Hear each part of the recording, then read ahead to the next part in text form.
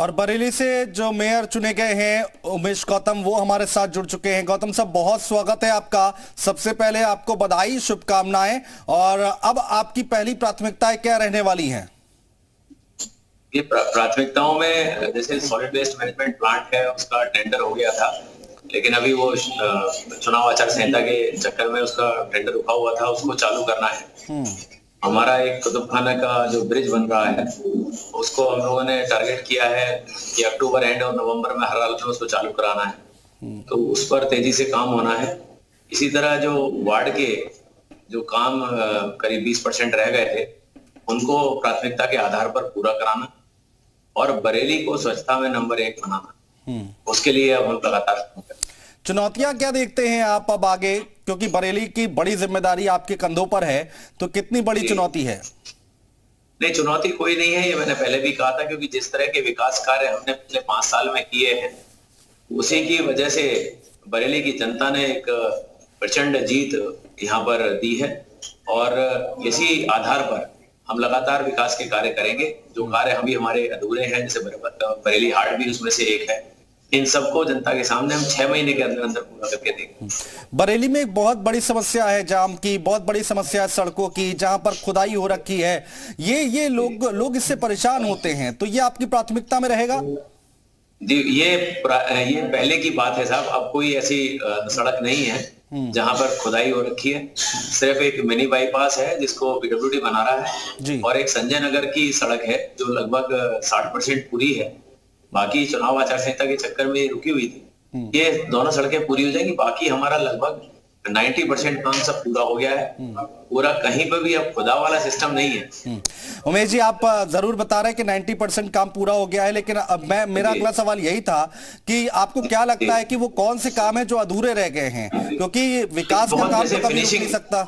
जी नहीं, देखिए, जैसे सड़क बन गई, साइड में टाइल लग गई है, या उसका कर्विंग स्टोन लगना है, कोई छोटे मोटे काम जो 10% हैं वो रह गए। सड़कें सारी बन चुकी हैं, सिर्फ 2 सड़कों को छोड़ के हमारी सारी सड़कें पूरी हैं। तो हमारे जो मैक्सिमम मेन काम है वो सारे पूरे हैं। वार्डों की जो छोटी गलियां हैं उनके कुछ काम है, और वो काम निश्चित रूप से हम कोशिश करेंगे, क्योंकि पूरा अगर हम 80 वार्डों की बात करें तो उसके लिए तो 2 साल का समय चाहिए, लेकिन जो मेन काम है वो हम कोशिश करेंगे 1 साल में ही पूरे।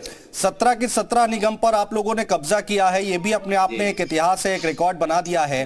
तो आपको लगता है कि विपक्ष के लिए, अगर हम आपसे जानना चाहेंगे कि अगर कितनी बड़ी चुनौती देखने को मिली, हालांकि देखा हमने कि जीत हो गई हर जगह आप लोगों की, भारतीय जनता पार्टी की, विपक्ष के लिए क्या कहेंगे? देखिए, बरेली में तो विपक्ष था ही नहीं। जो हमारी पार्टी है समाजवादी पार्टी, वो तो ये तय ही नहीं कर पा रही थी, या जो विपक्ष की प्रमुख पार्टी थी, कि हम चुनाव लड़ाएं किसको। जी, उनका प्रत्याशी ही नहीं था। अंतिम समय पे उनका प्रत्याशी मैदान छोड़ के भाग गया। जी, फिर वो किसी निर्दलीय को ढूंढ के ले आए। वो निर्दलीय जो स्वयं चल नहीं पाते, उनके जो एजेंट थे वो तक चल नहीं पाते। इतने बुजुर्ग लोग वो पता नहीं कैसे मैदान में आ गए, जिन्होंने बरेली का विकास की जगह विनाश किया था। 11 साल जरूर कुर्सी पर रहे थे, लेकिन बरेली को कभी बढ़ाया नहीं।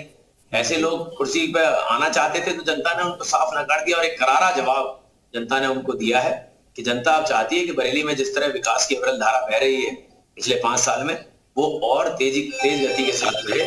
इसीलिए ये विश्वास मुझे लगता है जनता ने हर जगह भारतीय जनता पार्टी को दिया है। बरेली की जनता ने आप पर भरोसा किया है, आपको एक बार यहाँ पर गद्दी सौंपी है, तो बरेली की जनता को कुछ कहना चाहेंगे, उनके लिए कुछ कहना चाहेंगे?